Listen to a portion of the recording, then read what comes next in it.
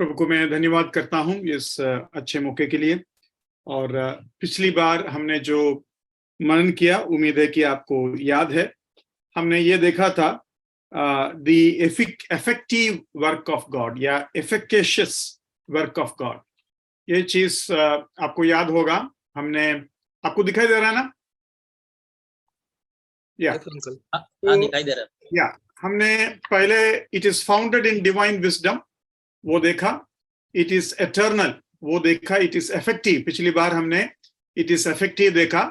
आज प्रभु की इच्छा है तो हम इट इज इम्यूटेबल और इट इज अनकंडीशनल, या यह अपरिवर्तनीय है, या मतलब परिवर्तन नहीं हो सकता। प्रभु ने जो निर्णय किया है उसके परिवर्तन नहीं हो सकता है, उस बात को हम देखेंगे। और उसके अलावा मेरे ख्याल से इसके लिए भी हमें समय आज मिलना चाहिए। यह बिना शर्त का है, इट इज अनकंडीशनल, मतलब कोई भी हालत में प्रभु वो करके ही रहेंगे। ये सारे बातें लगभग वही बात बताते हैं, लेकिन इसको 7 तरीके से डिक्री जो शब्द है उसको बांटा गया है। तो आइए हम इट इज इम्यूटेबल जो शब्द है या अपरिवर्तनीय है जो बात है उसको हम देखेंगे। अपरिवर्तनीय का मतलब क्या है? देखो, हम क्यों परिवर्तन लाते हैं? हम कुछ बोलते हैं उसके बाद वो कर नहीं पाते। उसका कई कारण है। उसका एक कारण ये है, हमने उतना सोचा नहीं कि इतना मुश्किल होगा, या हमारे अंदर उतना प्रेम नहीं है कि हमने वो किया, बोला तो सही लेकिन वो पूरा करने का इच्छा हमें नहीं हो रहा है। या फिर ऐसा हो सकता है हमने जब कहा तब हमारे अंदर ताकत था और उसके बाद हम कमजोर हो गया। या ऐसा हो सकता है कि हमने जब कहा बिना सोच समझकर जोश में कहा और बाद में जब सोचा तो लगा कि नहीं होना चाहिए। ऐसा भी है जब हमको समझ में आया कि घाटा होता है और घाटा नहीं होना चाहते, तभी मतलब हर चीज में परिवर्तन आ जाता है। लेकिन मैं आपसे एक खास प्रश्न पूछने का कोशिश करूंगा। हम जो प्रभु में हैं, स्वर्ग में जाएगा। हम स्वर्ग में जाने के बाद आज जैसा हमारा परिवर्तन होता है, बदलावट होता है राय में, विश्वास में, पवित्रता में, वैसे स्वर्ग में भी हमारा बदलावट होगा या नहीं? या हम एक सा रहेंगे, एक जैसा रहेंगे? आपको क्या लगता है?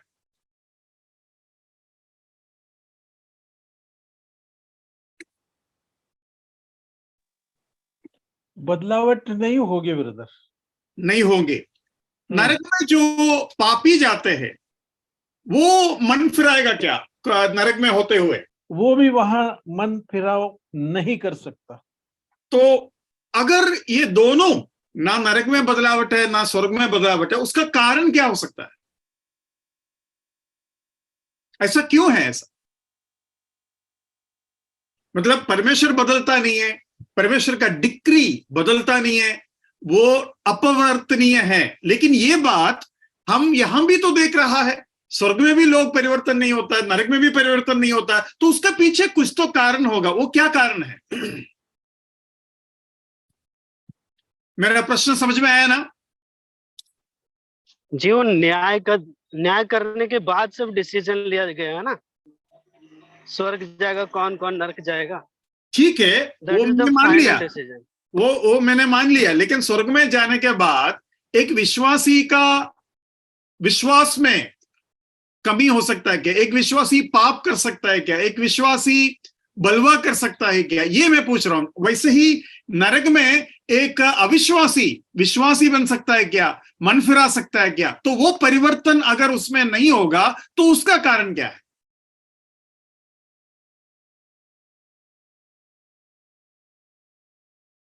मेरा प्रश्न समझ में आया?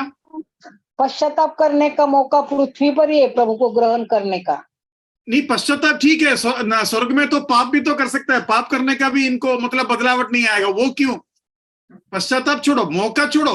देखो, अभी पश्चाताप हो या ना हो, वो करेगा या नहीं करेगा, वो मेरा प्रश्न है। मतलब प्रभु मानेगा नहीं, वो बात अलग है, एक नरक में एक आदमी पश्चाताप करने से प्रभु नहीं मानेंगे, लेकिन उसके मन में बदलावट आएगा या नहीं, ये मेरा प्रश्न था। और आपने कहा बदलावट नहीं आएंगे, तो बदलावट नहीं आने का कारण पूछ रहा हूं मैं।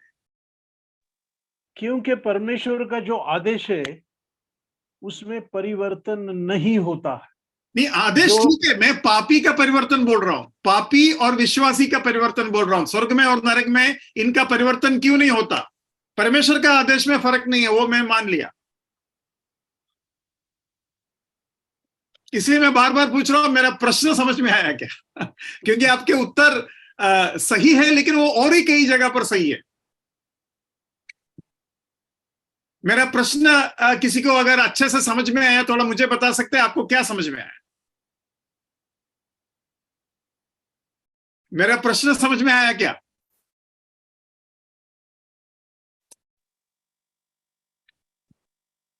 मेरा प्रश्न समझ में नहीं आया क्या? प्रश्न समझ में आया। ठीक है, ठीक है, आप थोड़ा बता पाएंगे ब्रदर पॉल ब्रदर अपना भाषा में?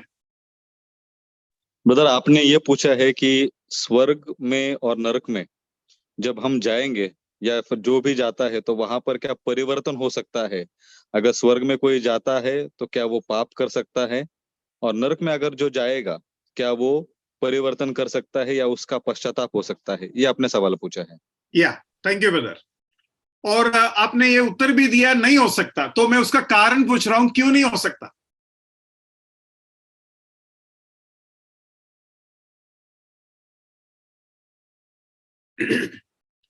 ठीक है, अब जगह, हाँ जी, वो जगह ही ऐसी है, प्रभु के साथ होंगे तो प्रभु का ही ये हो जाएगा। हाँ, नरक में होगा तो उधर की संगति वैसी है। अच्छा अच्छा। लेकिन नरक का संगति आग के साथ है, नरक का संगति क्या बोलते हैं, आपको क्या लगता है पापी लोग नरक में आपस में मिलजुल कर रहेंगे? संगति मतलब आप ऐसा बोल रहे हो?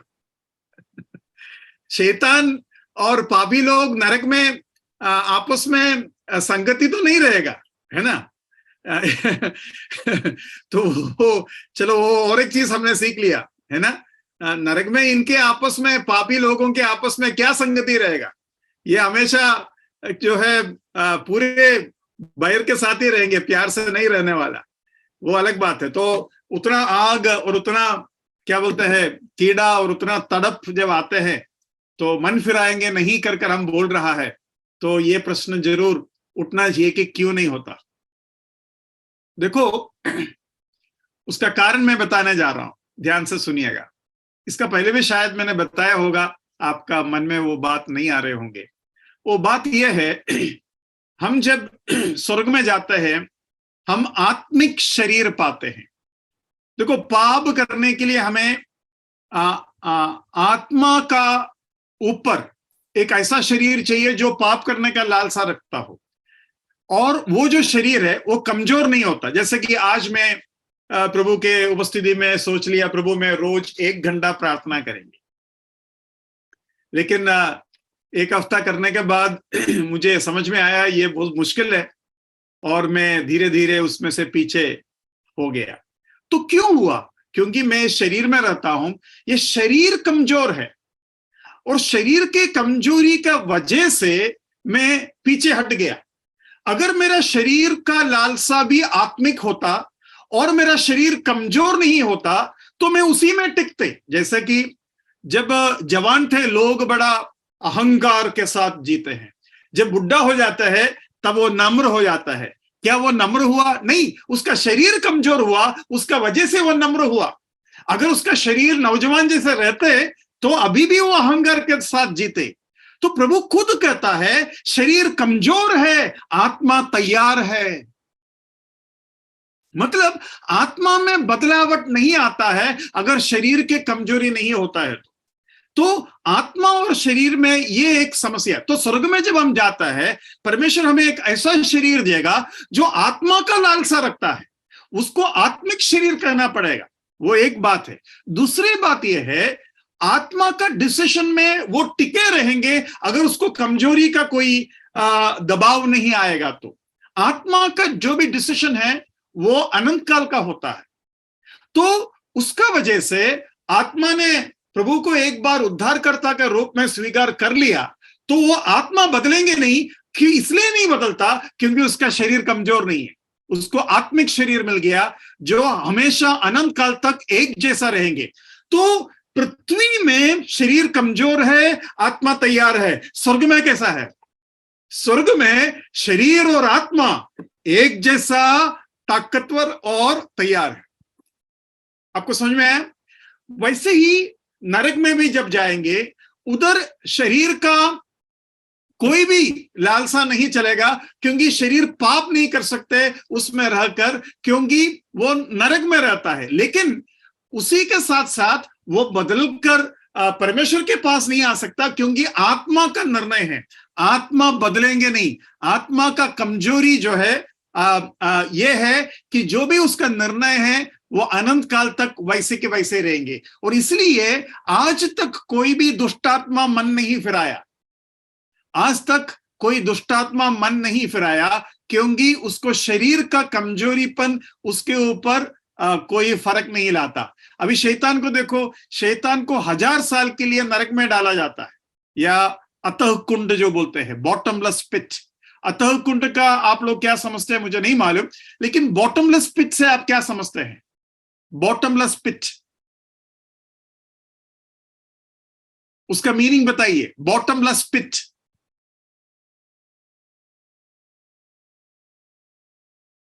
एक ऐसा कुंड जिसका क्या बोलते हैं, जिसका नीचे जमीन नहीं है। अतः कुंड जिसका तल नहीं है, जिसका नीचे कुछ भी नहीं है। तो उस गड्ढे में अगर आपको डाल देंगे तो हमेशा हमेशा के लिए ऐसा रहेगा कि आप गिर रहे हैं, गिरते ही जा रहा है, गिरते ही जा रहा है, जमीन में पहुंच ही नहीं रहा है। एक ऐसा हालत है ना, जब हम कोई चीज से कूदता है 2-3 सेकंड में हम जमीन में पहुंच जाएगा। 3 सेकंड मतलब कम से कम 3 माला होना चाहिए। तो वो 3 माला से जब हम कूदता है तो पेट के अंदर, शरीर के अंदर एक डर सा पैदा होता है। तो शैतान को ऐसा जगह पर डालता है कि वो लगातार 1000 साल के लिए गिरते रहेंगे। बॉटमलेस पिट है। लेकिन उसके बाद जब उसको छोड़ देता है और फिर वो ही काम करता है जो वो पहले सोच रहा था, है ना, उसमें कोई फर्क नहीं है, है ना। उसका कारण क्या है? उसका कारण यह है शरीर का कमजोरी उसको नहीं है। एक आत्मा का जो तैयारीपन वो हमेशा रहता। तो आत्मा का जो डिसीजन रहता है, आत्मा का डिसीजन एक ही होता है, उसका डिसीजन चेंज नहीं होता।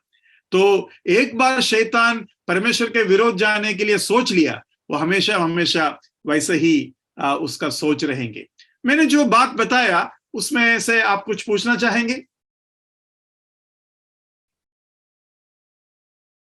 मैंने स्वर्ग के बारे में, नरक के बारे में और शैतान और दुष्टात्माओं के बारे में बताया। आपको इसमें जो मैंने बात बताया उसमें कोई शक आता है तो अभी पूछिए।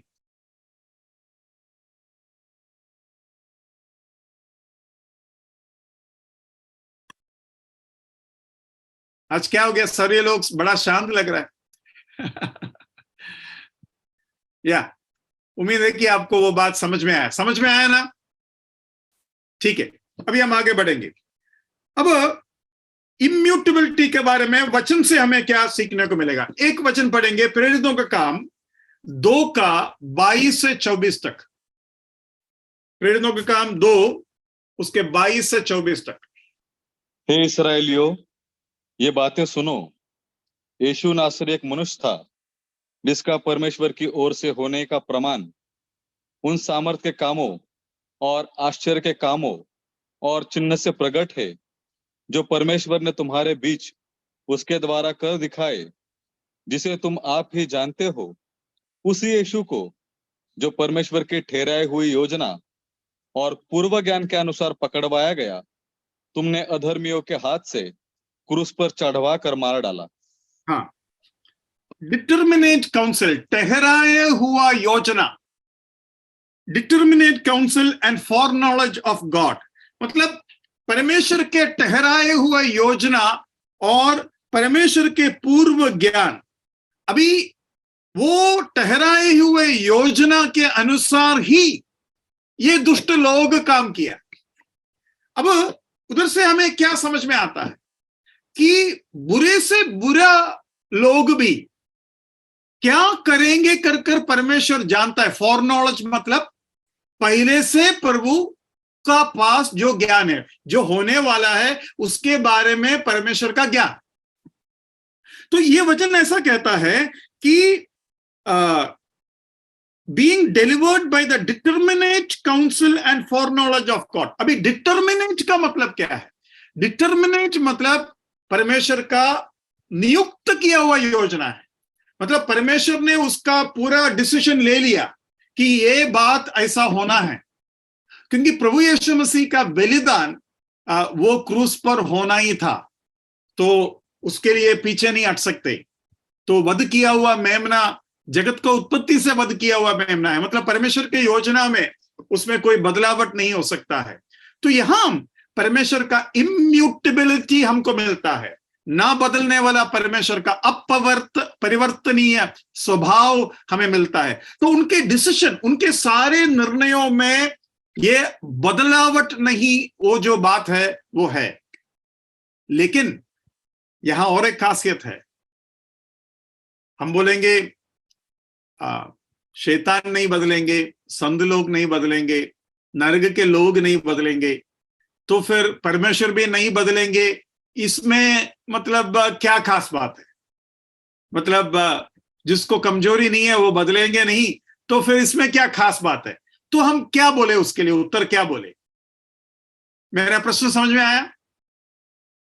मनुष्य इस दुनिया में बदलता है, लेकिन स्वर्ग में बदलता नहीं है, नरक में बदलता नहीं है, शैतान भी नहीं बदलते हैं।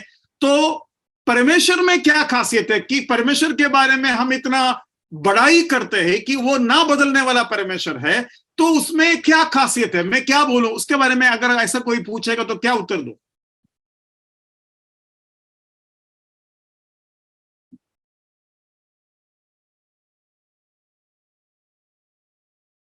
उसका उत्तर यह है, जब परमेश्वर मनुष्य बनकर दुनिया में आया तभी भी वो बदला नहीं। वो आत्मा कैसा है? वो आत्मा कैसा है जब इस पृथ्वी में आया, जिसने एक बार भी पाप किया नहीं, जिसने 40 दिन और रात उपवास किया, उसका अंदर पाप नहीं है, उसने पाप जाना नहीं, उसने पाप किया नहीं, उसके अंदर बिल्कुल बदलावट नहीं है। और मैंने आपको सिखाया तो था, लेकिन अभी कितने लोगों को याद है मुझे नहीं मालूम। यूहन्ना 18वां अध्याय को काफी आप लोगों के बीच में सिखाया था मैंने। यूहन्ना 18वां अध्याय में और अन्य सुसमाचारों में यीशु मसीह के अंदर एक बदलावट का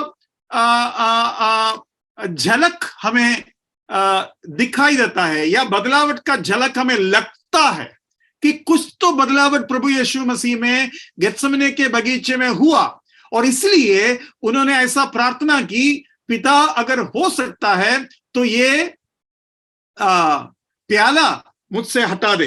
तो उसके बारे में हम क्या उत्तर देंगे? आप लोग जो सुना है, जिसको याद है, कृपया उत्तर दीजिए। और आज 4 ही वीडियोस है।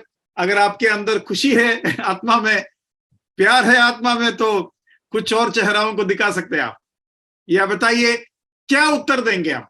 प्रभु यीशु मसीह क्यों ऐसा कहा कि हो सकता है तो ये प्याला मुझसे हटा दे? वो एक बदलावट का निशानी है या बदलावट नहीं है? उसके बारे में हम क्या कहें? अगर कोई बताएंगे उस भाग को और हमसे प्रश्न पूछेंगे, यहां प्रभु यीशु मसीह के मन में एक बदलावट, इम्यूटेबिलिटी का उल्टा एक विचार भावना हुआ या नहीं, कर कोई प्रश्न पूछेंगे, तो क्या उत्तर देंगे?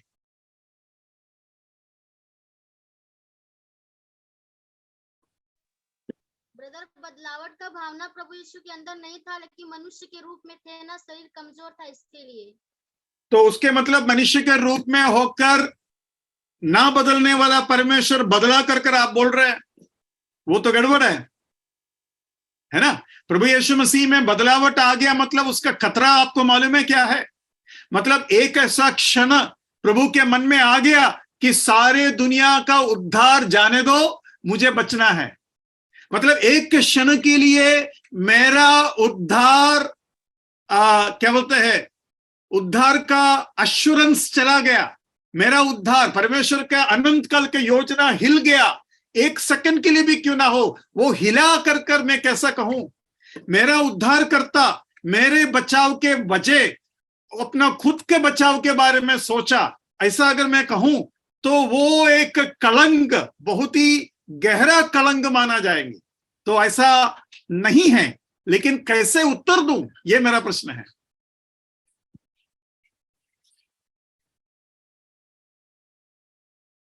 ये बात मैंने बहुत अच्छे तरीके से यहां सिखाया था, इसलिए मैं पूछ रहा हूं, नहीं तो इतना बड़ा प्रश्न मुझे नहीं पूछना चाहिए। लेकिन मुझे पूरा उम्मीद था आप में से कुछ लोग जरूर उत्तर देंगे। प्रभु से बिना अलग हुए, प्रभु जैसा प्रभु ने कहा कि हे पिता, हे मेरे परमेश्वर, तूने मुझे क्यों छोड़ दिया, वो बिना छोड़े हुए प्रभु चाहते थे कि ये चीज हो जाता। अभी सूबेदार ब्रदर ने जो बोला उसमें कुछ गलती बोला क्या? एक शब्द गलत बोला, क्या था वो शब्द गलत, कोई बता सकता है?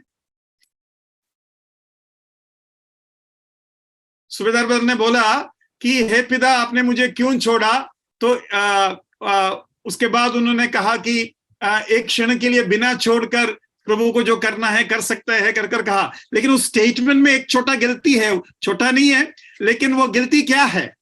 उस स्टेटमेंट में एक गलती है, बताइए। हे मेरे परमेश्वर, पिता नहीं। हाँ, हे मेरे पिता नहीं कहा, हे मेरे परमेश्वर कहा। और आपको मैंने ये बताया था कि यीशु मसीह कभी भी पिता को परमेश्वर कर कर नहीं बुलाया, हमेशा पिता कर कर नहीं बुलाया। केवल क्रूस पर इस शब्द को बोलने के लिए परमेश्वर बोला। और मैंने आपको बताया वो परमेश्वर शब्द का इस्तेमाल क्यों किया, क्योंकि वो पापियों का प्रतिनिधित्व होकर क्रूस पर रहा, पुत्र के रूप में नहीं, लेकिन पापियों का प्रतिनिधित्व, मतलब सारे मानव जाति का पाप यीशु मसीह के सिर के ऊपर रखा गया।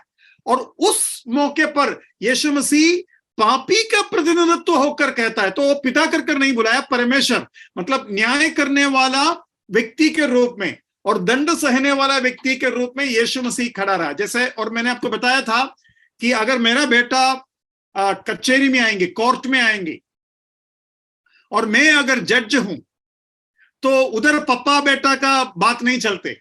मैं अगर जज हूं, मेरा बेटा कोर्ट में आया है, पुलिस पकड़ के लेके आया, तो मैं मेरा बेटा को सबसे पहले पूछेंगे नाम क्या है, तो वो नहीं बोल सकता पप्पा आप ही ने तो मुझे नाम डाला था, आप ऐसा क्यों पूछ रहे हो। तो मैं बोलेंगे बेटा अभी यहां तुम बेटा नहीं है, यहां तुम कैदी है, यहां तुम क्रिमिनल है, तुमने बिना लाइसेंस का गाड़ी चलाया, बिना हेलमेट का गाड़ी चलाया, जो भी है।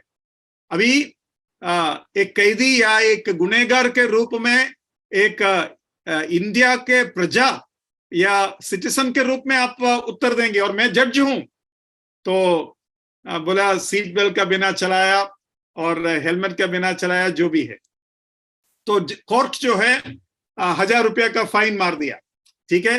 अब ये 1000 रुपया उसके पास नहीं है, कौन भरेंगे? मैं उधर से उठकर पीछे से जाकर मेरा बेटा को बोलेंगे ये ले तेरा 1000 रुपया, जाके भर के आ जा। मतलब उधर में बाप बेटा बन गया, लेकिन कोर्ट में बाप बेटा नहीं है। वैसे ही गेत्सेमनी के, सॉरी माफ करना, गोलगोता के क्रूस पर जब यीशु मसीह था, तब केवल वो मनुष्यों के सन ऑफ मैन मतलब मनुष्य का पुत्र, परमेश्वर का पुत्र नहीं है उधर, मनुष्य का पुत्र। तो दाऊद का पुत्र, मनुष्य का पुत्र, परमेश्वर का पुत्र, इसका भी अर्थ मैंने आपको बताया था। अभी पूछेगा तो मेरा टाइम जाएगा। इसका अर्थ क्या है? दाऊद का पुत्र मतलब सारे राष्ट्रों के ऊपर यीशु मसीह का अधिकार, वो राजाओं का राजा है। मनुष्य का पुत्र मतलब सारे मानव जाति का प्रतिनिधित्व या अधिकार। और इसलिए बाइबल में लिखा है पिता ने सारे न्याय करने का अधिकार यीशु को दिया, क्योंकि वो मनुष्य का पुत्र है, क्योंकि वो मनुष्य का पुत्र है।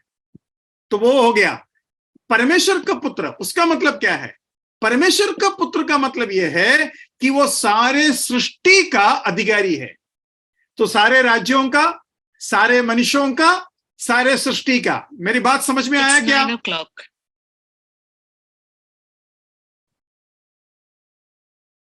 तो मनुष्य का प्रतिनिधित्व होकर उधर वो परमेश्वर कर बोला। लेकिन मैंने जो पूछा, गेत्सेमने के बगीचे में यीशु मसीह ने 3 बार प्रार्थना की और उन्होंने कहा अगर हो सकता तो ये प्याला मुझसे हटा दे। तो उधर बदलावट का निशानी दिखाई दे रहा है। वो बदलावट है या नहीं, सबसे पहले वो है, और अगर है तो क्यों है, तो होना नहीं चाहिए। अगर नहीं है तो उसका हम कैसा एक्सप्लेन करें, कैसा उसके बारे में बताएं।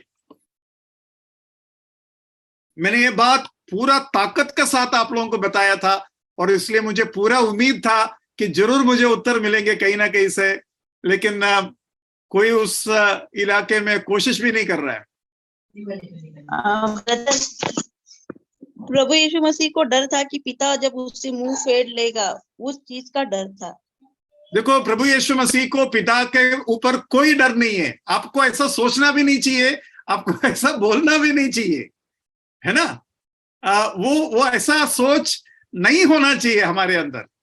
यीशु मसीह ना बदलने वाला परमेश्वर है।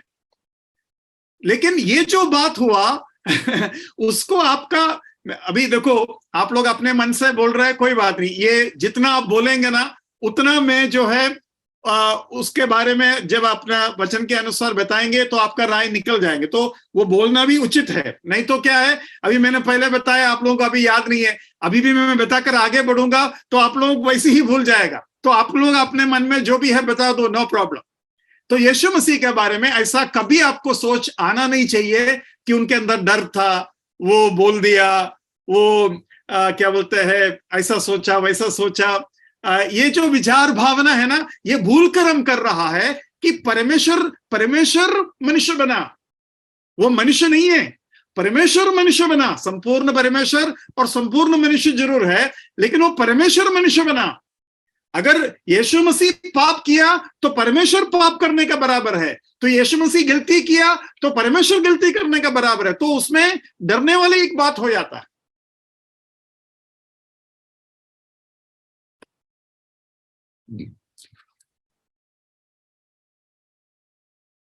मैं सोचा नहीं कि आपको वो भाग से मुझे बताना पड़ेगा, आप लोग तुरंत उत्तर देंगे कर मैंने सोचा, क्योंकि ये एक बहुत इंपॉर्टेंट बात था, लेकिन कोई मुझे उत्तर नहीं दे रहा है।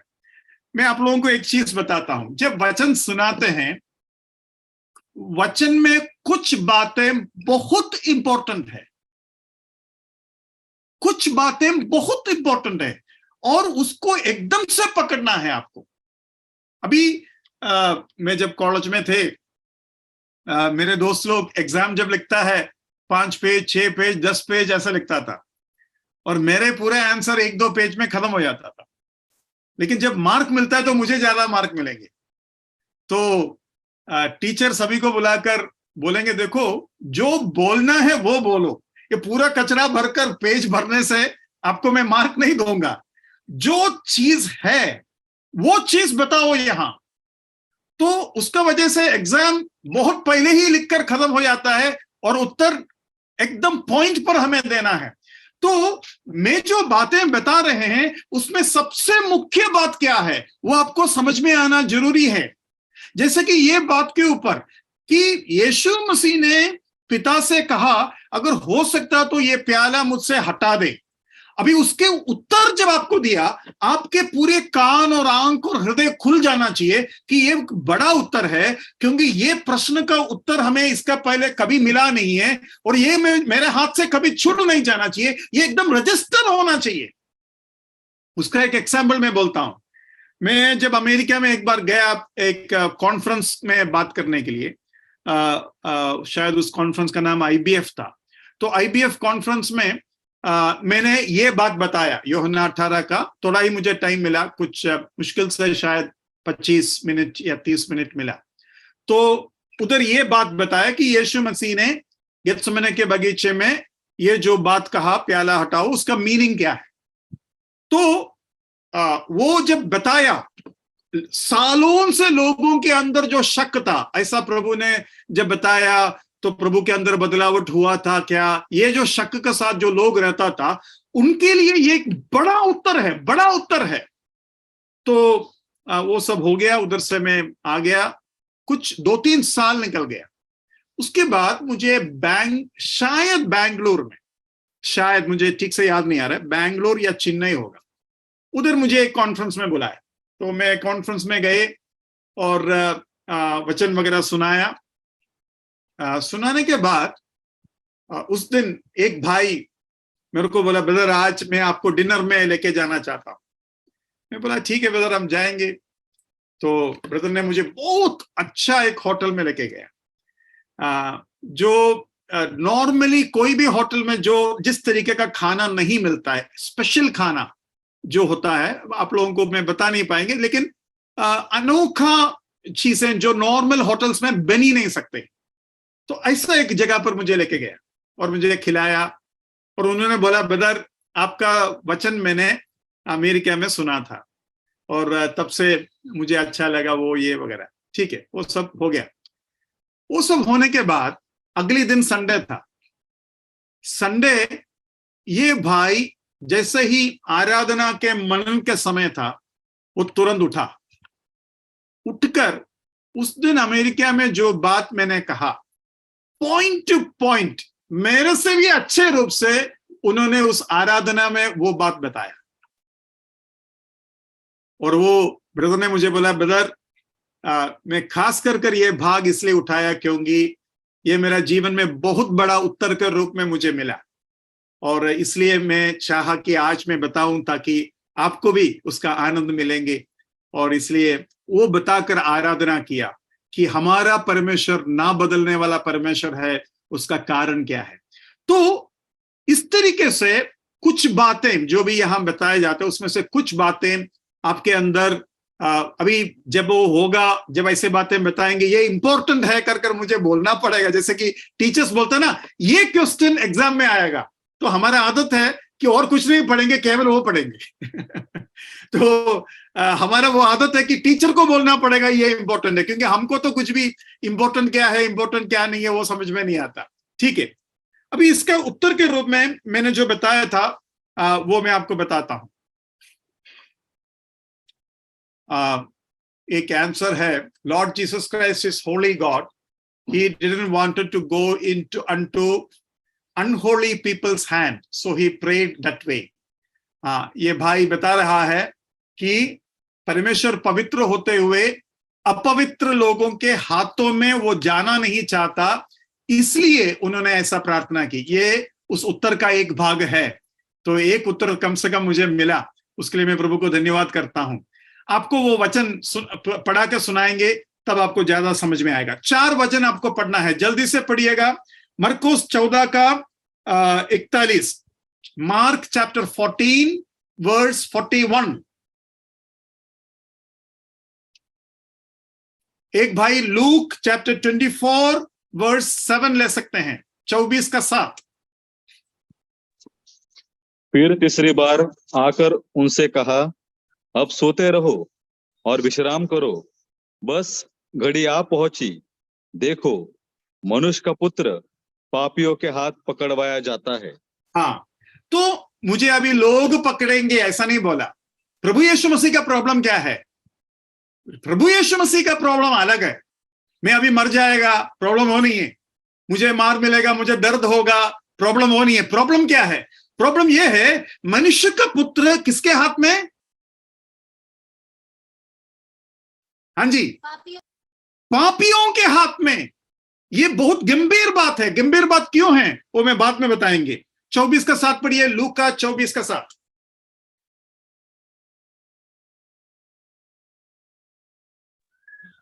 आवश्य है कि मनुष्य का पुत्र पापियों के हाथ में पकड़वाया जाए और क्रूस पर चढ़ाया जाए और तीसरे दिन जी उठे। तो पापियों के हाथ में, देखो दुष्ट लोगों के हाथ में ऐसा भी नहीं बोला, पापियों के हाथ में। तो परमेश्वर का प्रॉब्लम क्या है? असली प्रॉब्लम क्या है? पापियों के हाथ में। आगे बढ़िए, प्रेरितों का काम 2 का 23। उसी यीशु को जो परमेश्वर की ठहराई हुई योजना और पूर्व ज्ञान के अनुसार पकड़वाया गया, तुमने अधर्मियों के हाथ से क्रूस पर चढ़वाकर मार डाला। अधर्मियों के हाथ से, अधर्मियों के हाथ मन में रखना, अधर्मियों के हाथ। मत्ती 26 का 26 का 45 45 26 का 45। तब उसने चेलों के पास आकर उनसे कहा, अब सोते रहो और विश्राम करो। देखो घड़ी आ पहुंची है और मनुष्य का पुत्र पापियों के हाथ पकड़वाया जाता है। पापियों के हाथ पकड़वाया जाते हैं। तो प्रभु यीशु मसीह ये नहीं बोला कि मुझे क्रूस पर मत चढ़ाओ। प्रभु यीशु मसीह ये कह रहा है, मैं पापियों के हाथ में क्यों पड़ूं? इस तरीके से बलि चढ़ाने का जरूरत नहीं है। पुराना नियम में मेमना को चढ़ाने का एक तरीका होता है। पाप बलि या होम बलि जो भी है, उसके लिए जो भक्त लोग हैं वो पवित्र नहीं होगा, लेकिन वो भक्त लोग हैं, उनको पाप का माफी चाहिए। वो अपने मेमने को संभाल के लेके आएगा, मेमने को बिल्कुल ठेस नहीं पहुंचाएगा और मेमने को याचक के सामने पेश करेंगे।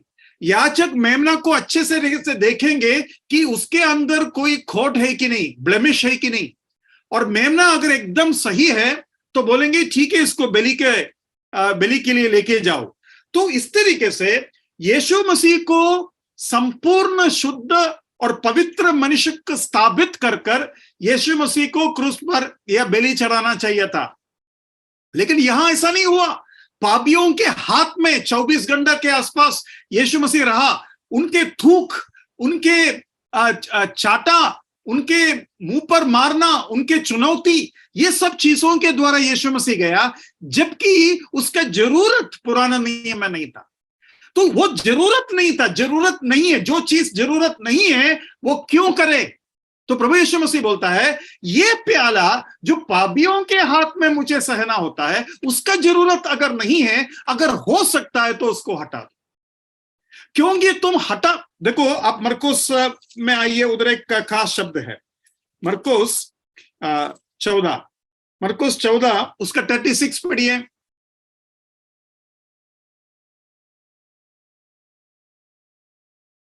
और कहा, हे अब्बा, हे पिता, तुझसे सब कुछ हो सकता है, इस कटोरे को मेरे पास से हटा ले, तो भी जैसा मैं चाहता हूं वैसा नहीं, पर जो तू चाहता है वही हो।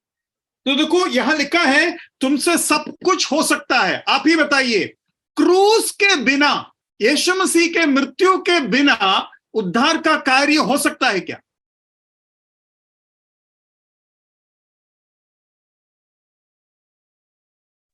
नहीं हो सकता ब्रदर, नहीं हो सकता है, बिल्कुल नहीं हो सकता, क्योंकि वचन में लिखा है लहू का बहने का बिना पाप का माफी नहीं हो सकता। लहू का बहने का बिना मतलब जान जाना ही पड़ेगा, जान जाने वाला लहू का बहना के बारे में उधर लिखा है। तो यहां कैसा लिखा है, ये प्याला पिता हटा सकते हैं, मतलब पिता यीशु मसीह को पापियों के हाथ में बिना देखकर भी यीशु मसीह को क्रूस पर मार सकते हैं या बलि चढ़ा सकते हैं, क्रूस पर भी जरूरत नहीं है। तो उसके लिए मैं आपको दो बातें बताएंगे। एक इब्रानी की पत्री निकालिए, उसका 2 अध्याय, उसका 10वां वचन, इब्रानी 2:10। क्योंकि जिसके लिए सब कुछ है और जिसके द्वारा सब कुछ है, उसे यही अच्छा लगा कि जब वह बहुत से पुत्रों को महिमा में पहुंचाए तो उनके उद्धार के कर्ता को दुख उठाने के द्वारा सिद्ध करे। दुख उठाने के द्वारा सिद्ध करे, ये पिता को अच्छा लगा। वो जो अच्छा लगा जो शब्द है ना, वो एक्चुअली इंग्लिश में ऐसा लिखा है, for it was fitting for him. कुछ भाषा में ऐसा लिखा है, वो युक्ति था, मतलब वो उचित था, वो जरूरी नहीं था। वो पुराने नियम के व्यवस्था में नहीं है कि मेमना को लेके आओ और एक बार याचक उसको अप्रूव करने के बाद सारे लोग मिलकर मेमना को मारो, चाटा मारो, थूको, उसको क्या बोलते हैं, कोड़े से मारो, उसका बुरा हालत कर दो, बाद में उसका बलि चढ़ाओ। ऐसा है क्या? ऐसा नहीं है। और पापी लोग जिसको पाप का माफी नहीं चाहिए, ऐसे लोग, उल्टा वो ये भी कहा इसके पाप हमारे सिर पे ऊपर आने दो। तो इसका कोई जरूरत नहीं था। लेकिन पिता कहता है it is fitting, it is fitting, it is fitting, it is not required, it is fitting. मतलब वो युक्ति के अनुसार वो उचित था, वो उचित था। क्यों उचित था? क्योंकि वो कईयों को उद्धार, कईयों का उद्धार का करता है, कईयों का उद्धार का कप्तान है। अभी आपको मैं पूछ रहा हूं, कईयों का उद्धार का कप्तान इस तरीके से कष्टों के द्वारा सिद्ध होना जरूरी क्यों है? उसका युक्ति क्या है, बता सकते हैं आप? वो उधर पिता को भाया, अच्छा लगा। क्यों अच्छा लगा? क्या बात है, क्यों प्रभु ने वो किया? जो चीज जरूरी नहीं था वो युक्ति के अनुसार उचित लगा, अच्छा लगा। क्यों अच्छा लगा? क्या बात है वो?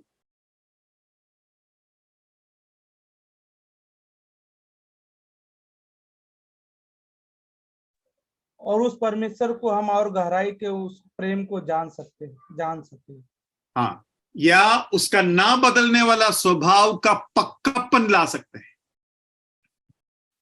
आराम से इज्जत के साथ बलि चढ़ाना, और इतना मारने के बाद भी दिल से अपने आप को बलि के लिए देना, वो एक कप्तान के लिए बहुत बड़ा महिमा है।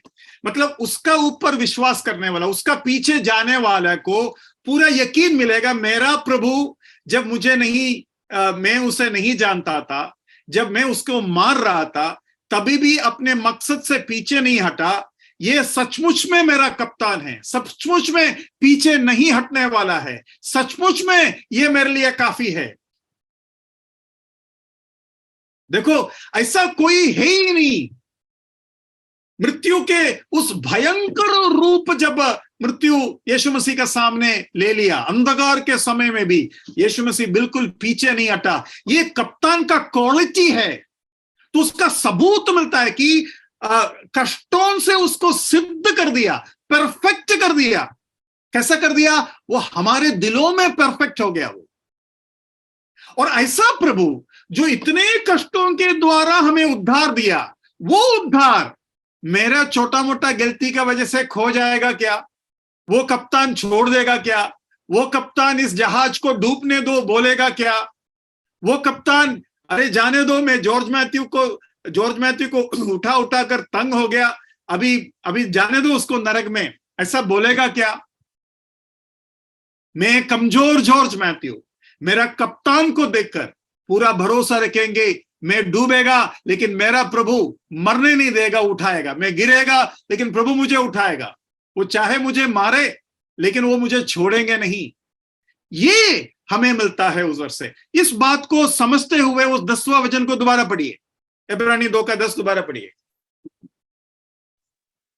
क्योंकि जिसके लिए सब कुछ है और जिसके द्वारा सब कुछ है, उसे यही अच्छा लगा कि जब वह बहुत से पुत्रों को महिमा में पहुंचाए तो उनके उद्धार के कर्ता को दुख उठाने के द्वारा सिद्ध करे। हाँ, तो ये बात है कर आपको समझ में आना चाहिए। लेकिन प्रभु ने जब यीशु मसीह ने जब कहा हो सकता है तो ये प्याला हटा दे, वो क्यों कहा? उसका मैं 3-4 बातों को बताने का कोशिश करूंगा। एक बात यह है, देखो हाल ही में 3-4 नौजवानों को कबूतर का चोरी किया कर बोलकर कुछ गांव वाले लोग घेर लिया, पकड़ लिया, बांधा और उनको नंगा किया और उसके बाद उनको मारा, बहुत मारा। तो ये बात पेपर में आया अभी हाल ही में, मतलब 3-4 दिन की बात है, 3-4 दिन पहले हुआ। तो उसमें जो लोग पकड़ा गया वो लोग बोल रहे थे मारने से ज्यादा हमको दर्द इस बात पर हो रहा था कि हमारा अपमान कितना हो रहा है। सारे इलाके के भाई बहन, स्त्री, लड़का लड़की सब खड़े और हमको नंगा कर कर मार रहे हैं और हमसे सारे बुरे बातें हमसे कह रहे हैं, हमको चोर बना रहा है। तो जो अपमान होता है वो बहुत भयंकर था। हमें जितना मार मिला उससे ज्यादा हमको दर्द उस अपमान से हुआ। तो दर्द का अलग अलग लेवल होता है। अभी बॉक्सिंग में बहुत मार मिलता है। आजकल एक नया स्पोर्ट्स है, उसमें चाटा मारते हैं। आप में से कोई देखा है चाटा मारने का स्पोर्ट्स? देखा है बता। हाँ, तो मैं सोच रहा था इनको कोई प्रॉब्लम नहीं है, चाटा का मार मिलना ही है दोनों को, लेकिन उधर वो दर्द होता ही नहीं है क्योंकि वो कंपटीशन ही ऐसे। बॉक्सिंग ऐसा है, उसमें आपस में मारता ही, उसके बाद उन लोग गले मिलते हैं। बॉक्सिंग खत्म होने के बाद रेफरी बोलेंगे कौन जीता कौन हारा, उसके बाद दोनों लोग गले मिलते हैं। तो अपमान का अलग अलग लेवल होता है। एक स्त्री को उनके बच्चा छुएंगे, उनके पति छुएंगे, उनके माँ बाप छुएंगे, उनके रिश्तेदार छुएंगे, लेकिन एक स्त्री को बस में एक पराया व्यक्ति अगर छू लिया और जानबूझकर अगर छुआ तो उसको बहुत अपमान महसूस किया जाता है।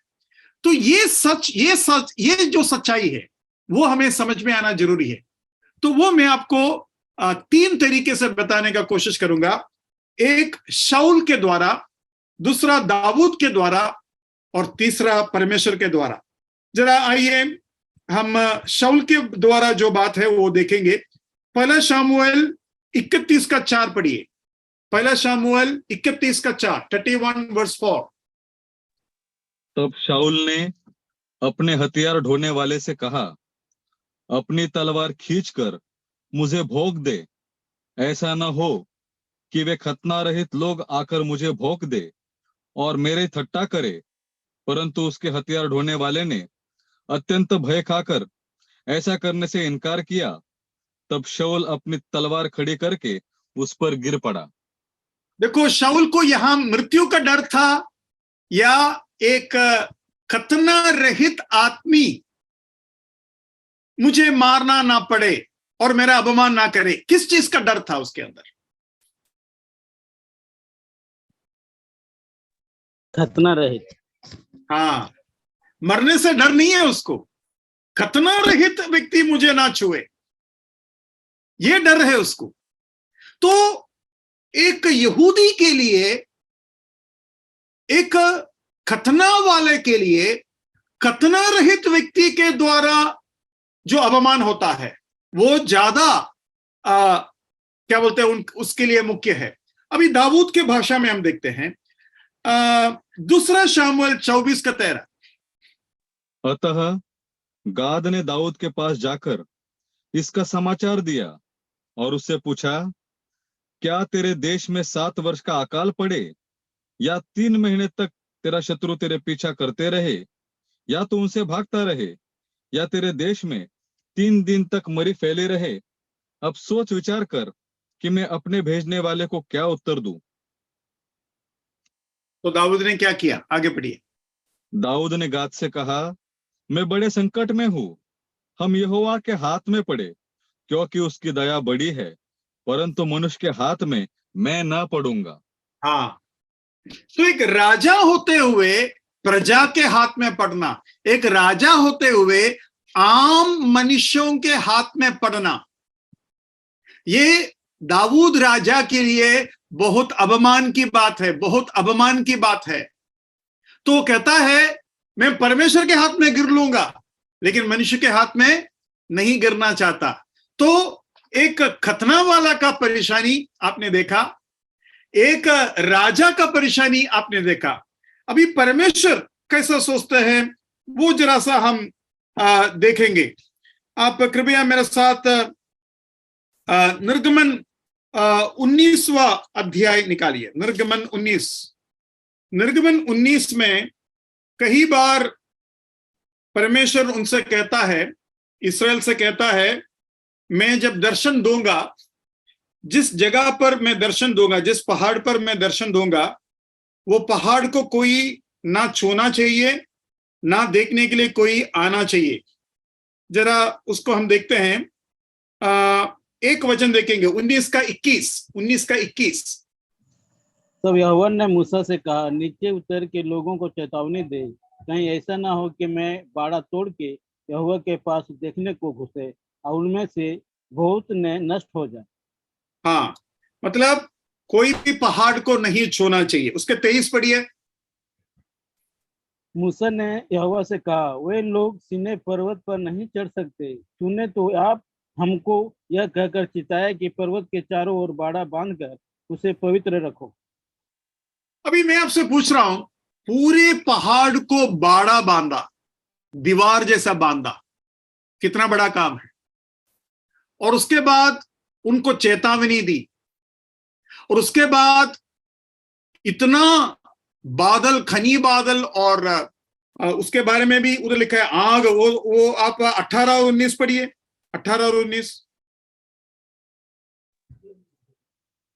और यहोवा जो आग में होकर सीने पर्वत पर उतरा था, इस कारण समस्त पर्वत धुएं से भर गया और उसका धुआं भट्ठे का सा उठ रहा था और समस्त पर्वत बहुत कांप रहा था। फिर जब नरसिंगे का शब्द बढ़ता और बहुत भारी होता गया तो मूसा बोला और परमेश्वर ने वाणी सुनकर उसको उत्तर दिया। ठीक है, तो एक भयंकर सीन है। इसके बारे में इब्रानी के पत्री में लिखा है, मूसा खुद डर गया। अभी इतना डर जब है तो मूसा को फिर भेजने की जरूरत है क्या, और चेतावनी दे कर। इतना से लोग डरा हुआ है, भूकंप आ रहा है, भूकंप, पूरा पहाड़ हिल रहा है, पूरा पहाड़ में धुआं है, आग है, और तुरही बच रहा है। कौन जाएंगे उसके पास? पहले से बाड़ा बांध कर रखा है और कहा है कि कोई भी पर्वत को छुएगा तो पत्थर मारो, नहीं तो तीर मारो उसको। तो मैं आपको बता रहा हूं, हमें एक प्रश्न यहां पूछना चाहिए। हमारा प्रश्न क्या है मालूम है? हम परमेश्वर से पूछेंगे, परमेश्वर आप सर्वशक्तिमान हैं, एक छोटा आदमी पहाड़ के नीचे, चोटी में छोड़ो, नीचे छूने से आपको क्या होगा?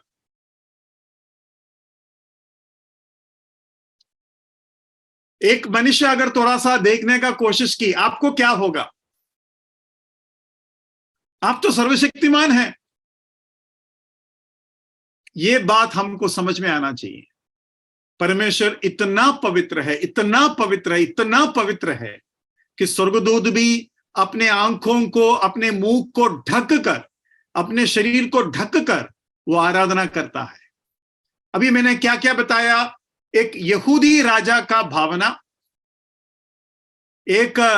खतना वाला राजा का भावना, एक यहूदी राजा दाऊद का भावना, और परमेश्वर का भावना। तीनों आपको समझ में आया? अब यीशु मसीह के पास आइए। यीशु मसीह खतना वाला है या नहीं? हाँ है। यीशु मसीह राजाओं का राजा है। यीशु मसीह परमेश्वर है। तो तीनों प्रश्न यीशु मसीह में है, तीनों प्रश्न यीशु मसीह में है। तो यीशु मसीह बोलता है, जिस परमेश्वर पहाड़ को छूने में भी प्रॉब्लम है, वो परमेश्वर मनुष्यों के, पापियों के हाथ में गिरने में प्रॉब्लम नहीं है। तो इसके लिए यीशु मसीह ने कहा, अपना पवित्रता की वजह से कहा कि मैं जो अधिक पवित्र हूं, जिसने पाप कभी जाना नहीं, पाप कभी किया नहीं, ना पाप को कभी, ना जन्म से उसके अंदर पाप है, ऐसे अति पवित्र परमेश्वर पापियों के हाथ में, पापियों के हाथ में। कितने बार बाइबल में लिखा, अधर्मियों के हाथ में, अधर्मियों के हाथ में। पिताजी अगर हो सकता है तो ये प्याला, तो पिता कहता है, नहीं बेटा, तुम कहियों का उद्धार का कप्तान है, उद्धार का कर्ता है, तुम कष्टों से सिद्ध होना उचित बात है। इसलिए मेरा इच्छा यह है कि तुम कष्टों के द्वारा, उन्हीं पापियों के द्वारा कष्ट उठाकर क्रूस पर चढ़े। उधर हम यीशु मसीह का इम्यूटेबिलिटी को देखता है, ना बदलने वाला उनके स्वभाव। उस प्रभु का हम आराधना करते हैं। वो है हमारा उद्धार करता। मुझे सुनने वाले में से कोई भी इस प्रभु को उद्धारकर्ता के रूप में स्वीकार करने के बाद मेरा क्या होगा प्रभु, ऐसा सोचने का जरूरत नहीं है। वो प्रभु आपको कभी नहीं छोड़ेगा। दूसरा, अगर कोई अपने आप को यीशु मसीह के हाथ में हवाला नहीं किया, अभी भी शक और शंका में है, क्योंकि आप में कमजोरी है और आप सोचते हैं ब्रदर मैं अच्छा नहीं हूं, मैं प्रभु को स्वीकार नहीं कर सकता, मैं बहुत कमजोर आदमी हूं, मैं अच्छे आप लोगों के जैसे जी नहीं सकते, मेरा उद्धार हो नहीं सकता, तो मैं आपको बताना चाहता हूं यीशु मसीह आप जैसे व्यक्तियों को ही बचाने के लिए दुनिया में आया। और आप बदले या ना बदले, प्रभु यीशु मसीह कभी नहीं बदलेगा और वो आपको पहुंचा कर ही रहेगा। वो कईयों को, है ना, इब्रानी 2:10 में हमने पढ़ा, the saviour of many, the captain of our salvation, it was fitting that he may suffer and be perfect। तो वो प्रभु यीशु मसीह को अपने उद्धारकर्ता के रूप में स्वीकार करे और अपने अनंत काल के बारे में निश्चिंत रहे कि मेरा प्रभु उद्धारकर्ता वो काफी है, वो ना बदलने वाला है और उसके निर्णयों के ऊपर मैं भरोसा रख सकता हूं। प्रभु के नाम क्या महिमा हो। धन्यवाद।